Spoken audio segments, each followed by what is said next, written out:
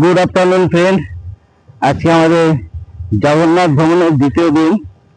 তো আজকে আমরা এসেছি এখানে ব্লু ফ্ল্যাগ বিচ, মানে যেটাকে বলা হচ্ছে গোল্ডেন বিচ। আমি জায়গাটা দেখিনি, আশা করি খুব মনোরম পরিবেশ হবে আর কি। তো এখানে আশেপাশে পরিবেশটা নো ডাউট খুব ভালো। তো দেখছি এখানে বিচটা কিরকম আছে না আছে সবই তোমাদের কাছে পেশ করবো আমি। হ্যাঁ, এই দেখো, এই জাস্ট আমরা এন্ট্রি করছি আর কি এখানে। মানে কি বলবো, মানে যত পারে মানুষকে লুটে দিচ্ছে। 10 মিনিটের রাস্তা, এখানে আমাদের টোটো ভাড়া নিয়ে নিল 300 টাকা পার গাড়ি। আমাদের দুটো টোটো লেগেছিল। এই দেখুন ব্লু ফ্ল্যাগ বিচ।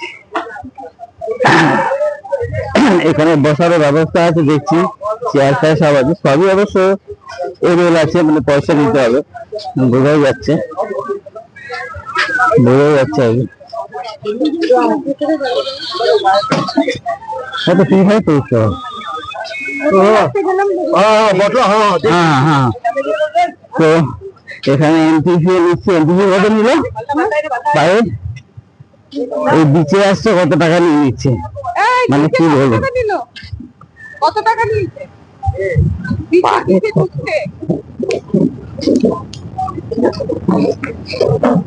বিচ দেখতে আসবে, পাহাড়ে বিচ 20 টাকা করে। বিচটা মোটামুটি খুব ভালো, মনোরম একদম, বিশাল বড় বিচ আছে, বিচে ঘুরে যাবো। তো এখানে চেয়ার হয় না যে চেয়ার ফেয়ার আছে, মানে চেয়ার গুলো হচ্ছে কাঠের চেয়ার আর কি, এরকম ব্যবস্থাপনা আছে।